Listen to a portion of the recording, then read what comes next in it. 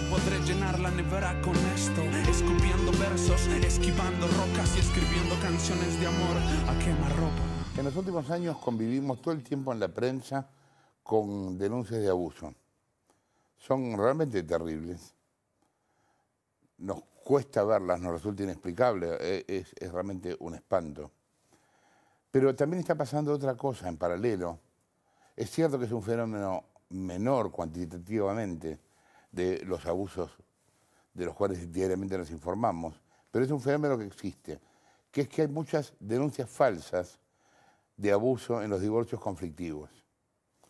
Lo peor de esto es que muchas de esas denuncias de abuso falsas después se levantan cuando hay un acuerdo económico y ni siquiera prosiguen con una denuncia penal, lo cual habla de la falsedad de la denuncia, pero también del cinismo que se juega alrededor de este asunto. Debe ser muy complicado que a alguien lo acusen de abuso siendo inocente. Esa es la historia que vas a escuchar de Omar Carjat. Llegó a estar 3 años sin ver a sus hijos. Finalmente hoy tiene la tenencia de ellos. Pero claro, le pasó por encima todo este conflicto. Escúchalo.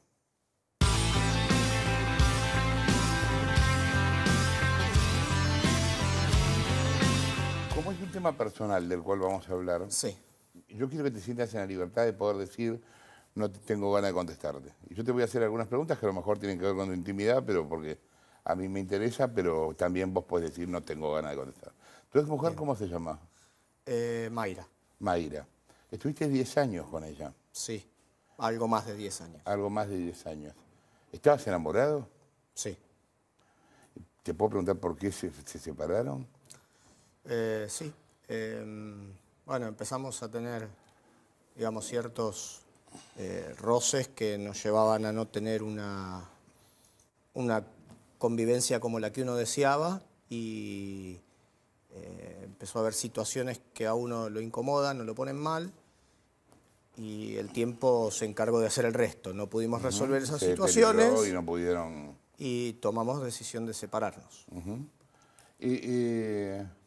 A partir de todo lo que pasó después, ¿de qué manera cambió tu sentimiento hacia ella? La pregunta en verdad sería, ¿la odias?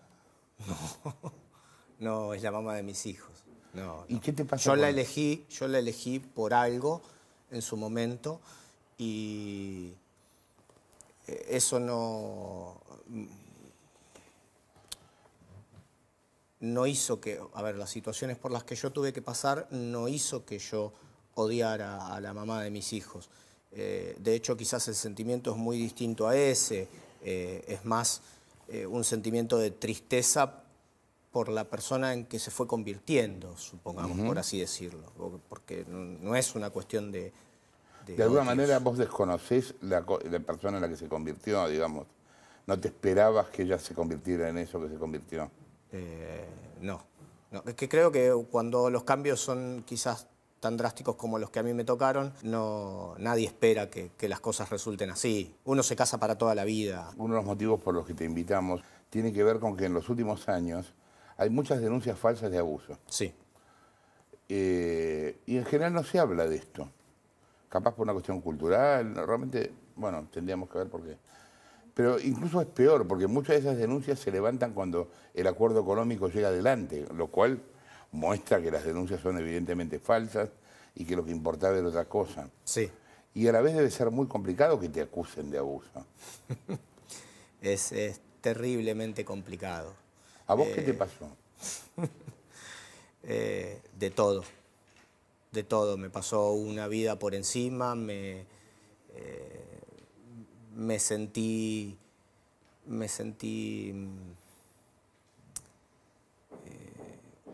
desde indignado, asustado, enojado. Creo que pasé por todos los sentimientos en algunas horas.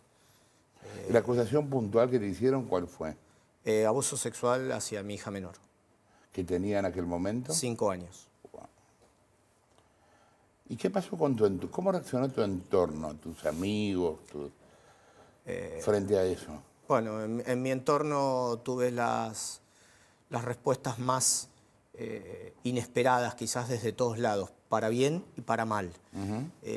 Tuve gente, yo en esos momentos, un año antes de separarme, el último año que yo estuve viviendo con la mamá de mis hijos, yo fui técnico de un equipo de básquet femenino de 5 a 12 años. ¿Vos sos profesor de educación física? Yo soy profesor de educación física.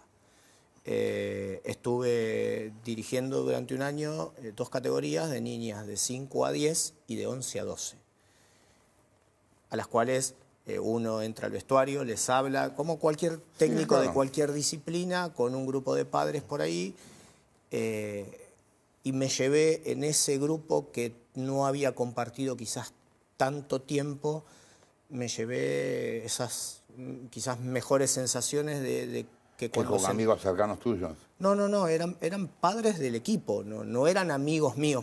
Por eso digo, pero vos decís que ellos reaccionaron mejor que otra gente de tu entorno. Sí, muchísimo mejor.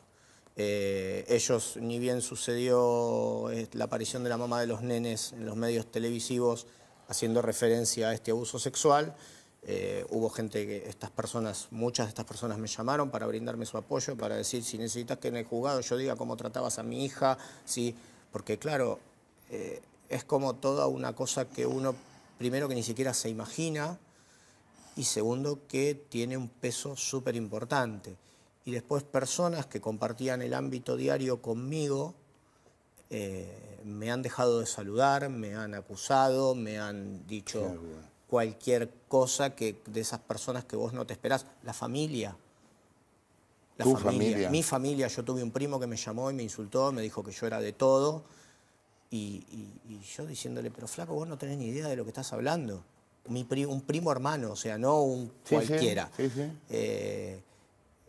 Yo, siendo docente, imagínate que con una carátula de abuso sexual a un menor de edad, claro, automáticamente me trasladaron a un lugar donde no había menores, perdí gran parte de mis ingresos porque algunos cargos los tuve que dejar. Pero todo esto sucedió sin que se probara ninguna cosa. Exacto. Cuando aparece la mamá de los medios, la mamá de los nenes en los medios de televisión, automáticamente la Dirección General de Escuelas decide de oficio que yo no puedo estar frente a alumnos. Okay. Y me retiran de mis lugares de trabajo. Nada, y todo eso, de hecho, después eso quizás también trajo ciertos temores en mí, aparejados, porque cuando yo volví a dar clases recién el 11 de marzo de este año, mientras tanto estuve trabajando, cumpliendo funciones docentes en un instituto terciario, porque al no haber menores no había ningún tipo de riesgo en cuanto a lo que tenía que ver con lo que yo hacía y con lo que a mí se me acusaba. Quizás, digamos, lo más ilógico es que en octubre del 2012, la causa de abuso sexual es denunciada en agosto del 2012. En octubre del 2012, después de una cámara Gesell y demás, se determina de que no existía un delito de abuso sexual. Pero a la Dirección General de Escuela le llevó 7 años decirme volví a trabajar. ¿Y por qué? No sé. Pero fueron informados en su momento correspondientemente. Es que yo no sé cómo se maneja, porque digamos, la parte de la Dirección General de Escuelas no sé cómo se maneja judicialmente con la parte penal. No sé qué comunicación tienen, no sé qué tanta importancia se le da, no sé si espera que pasen las cosas y no tengo esa información. ¿Tu nena estuvo al tanto de esto? Cuando decís si estuvo al tanto, ¿te referís a si ella era consciente con 5 años de lo que estaba sucediendo? O sea, ella sabía que había una acusación sobre vos, que su mamá te había acusado de algo. Sí, eso sí sabía. Eso sí sabía. ¿Y cómo lo vivió? ¿Cómo reaccionó? Y en su momento ella, dicho desde su boca, ella decía lo que mamá decía que me diga.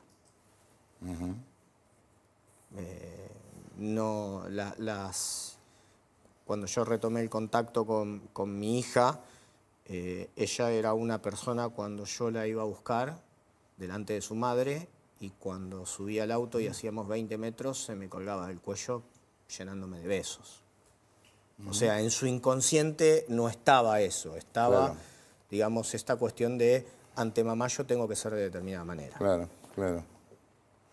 ¿Qué otras acusaciones tuviste en el medio de esta separación conflictiva? Bueno, varias de violencia familiar, amenaza de muerte con arma de fuego, por lo cual pasé por un allanamiento judicial en la casa donde yo vivía, con 21 oficiales de policía, 3 patrulleros, testigos, casa revuelta de punta a punta. ¿Y que buscaban un arma? Buscaban un arma. ¿La encontraron? No, no había armas. Un arma que lo más, digamos, irónico del asunto es que supuestamente era un revólver calibre 38. O sea, ¿cómo tenés la información de con qué arma de fuego te pude haber apuntado siendo una persona común y corriente? Sí, Yo sí, puedo sí. distinguir una pistola de un revólver por las series televisivas o, Sí, sí. o una metralla, pero no qué calibre es el arma con la que te están apuntando. Sí, sí. De hecho, te roban y vos no sabés con qué te Obvio, robaron lógico, hoy en día. obvio. Entonces, ya de movida, cuando me allanan la propiedad y el oficial que estaba a cargo del allanamiento me dice que venían a buscar algún indicio de armas de fuego, sobre todo de un arma calibre 38, yo ya dije, es toda una locura. Es una persona, un juez que firma una orden de allanamiento, creo que tiene que tener en cuenta determinadas cosas antes de firmar. Yo pasé por toda una carga también social ante mi propio barrio donde yo vivía, porque imagínate que llegar a tu casa y encontrarte patrullero, 20 policías, 21 policías literalmente, es como una cosa bastante delicada. En el medio de toda esta historia que duró, ¿cuántos años?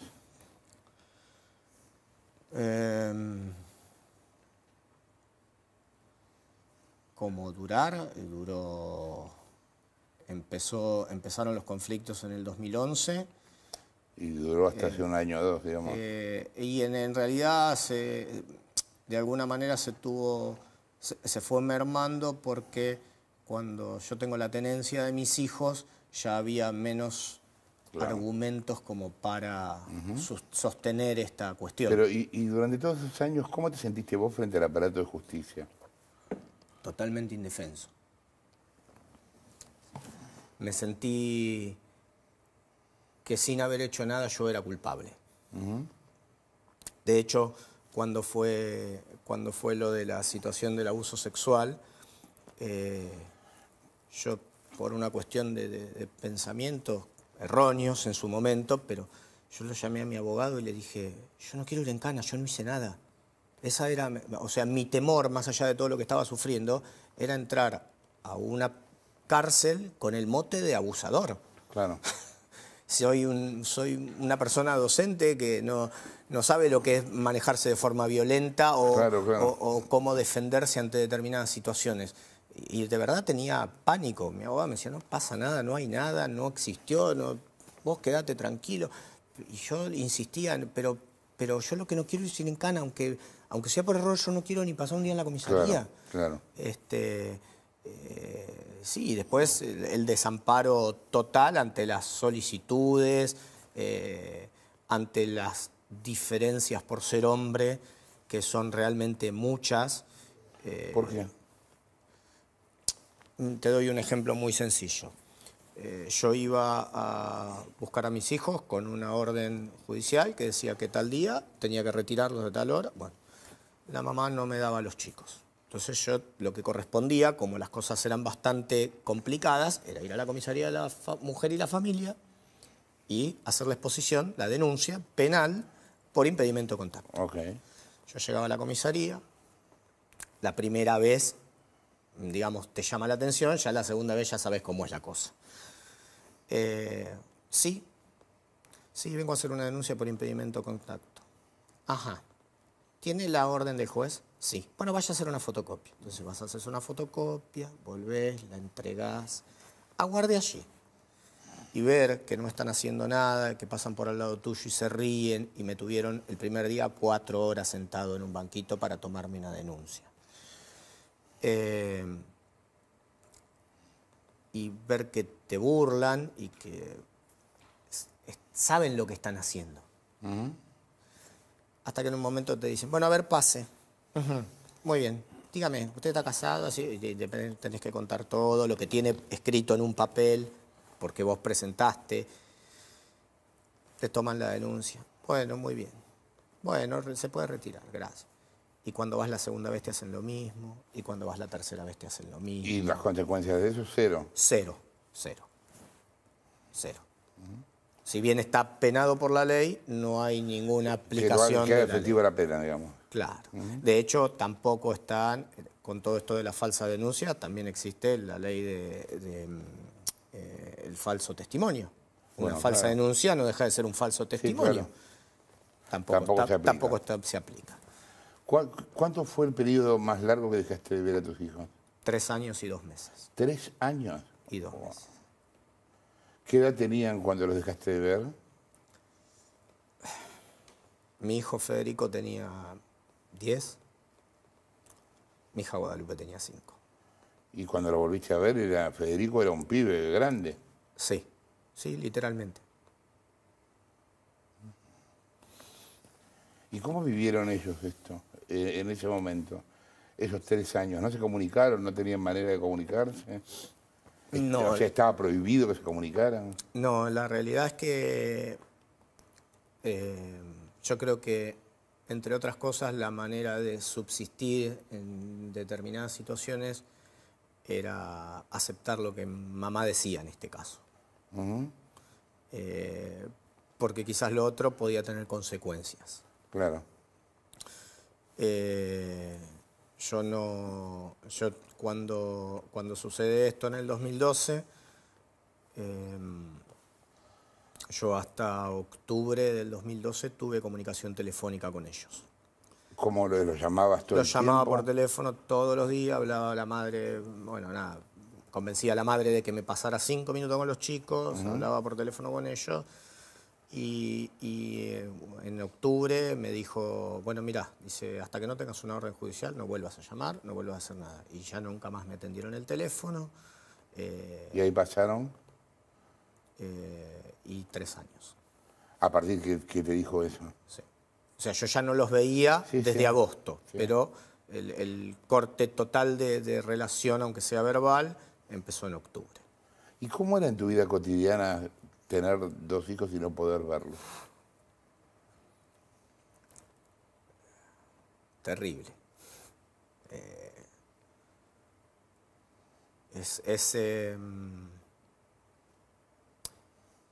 Es un sufrimiento constante, porque yo tuve la suerte, desde el día en que nacieron, de participar en la vida de ellos dos de manera súper activa.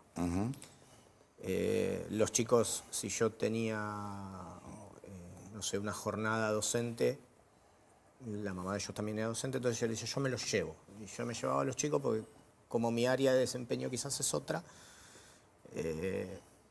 yo tenía otros materiales para que ellos no la pasaran, no se aburrieran tanto, por ejemplo. Entonces yo me llevaba a mis hijos conmigo, yo estuve presente en cada acto escolar de ellos, y bueno, y también al estar en el ambiente tuve mucho contacto con todos los que fueron sus docentes. De hecho, lo que a mí de alguna manera me mantuvo fuerte es que cuando sucedió todo lo que sucedió, yo tenía información diaria de mis hijos. ¿Le preguntabas a compañeros tuyos cómo estaban? No, directamente me llamaban mi compañero y me decían, che, mirá que Fede va a actuar en tal lado, después te paso la foto de... Porque claro, yo tenía un vínculo muy, muy cercano con los docentes de ellos. ¿Y te pasó de ir a verlos, aunque sea de lejos, a ver dónde estaban, cómo estaban? Sí, un acto en el colegio de mi hijo, que creo que fue de sexto, me dijo, che, escúchame, pegate una vuelta, se hacía en la vía pública, me dijo, pegate una vuelta que yo te digo por dónde andan y vos anda para la otra punta. Y sí, estuve viéndolos sin que ellos supieran que yo los veía. Y bueno, y después sí me mandaban material mis compañeros de cuando los chicos actuaban, sacaban fotos, me mandaban ellos, sus docentes que, nada, que entendían quizás la situación. Y a partir de la influencia de la madre, ellos en ese periodo en el que no te veías, te tuvieron bronca, te tenían bronca. O sea, ellos creían lo que... Sí, mi hijo, una de las primeras cosas que expulsó de toda su vida sin mí,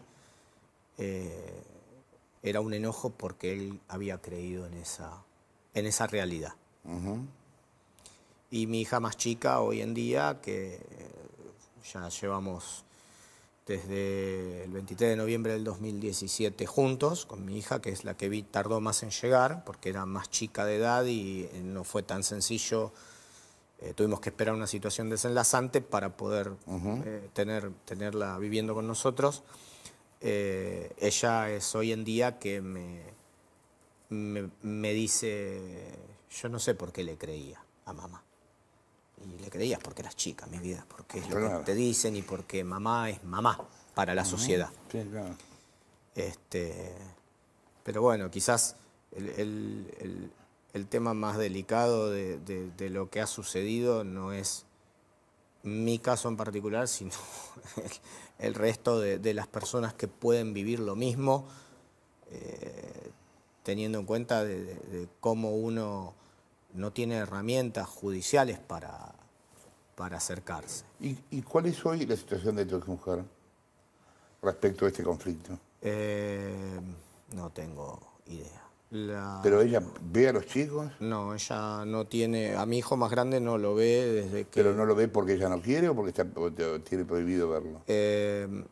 Cuando en el 2016 me dan la tenencia de los chicos, una de las condiciones para que ella pudiera acercarse a los chicos era un tratamiento psicológico y psiquiátrico. ¿Y no lo cumplió? Y no lo cumplió. Entonces no puede acercarse. Entonces no debería de acercarse. Con mi hijo más grande hizo como un escudo protector y no quiere saber absolutamente nada. No se habla de la mamá delante de mi hijo más grande. Pobre, ¿no? Sí, es difícil. Ellos hicieron terapia, llega un momento en el cual la terapia como quizás se atasca o quizás... Y ambas psicólogas me dijeron que bueno, que hiciéramos un impas, que ya iba a salir como necesidad de ellos, porque ya al tener otra edad, hoy mi hijo tiene 18 años. Claro, es grande. Es diferente.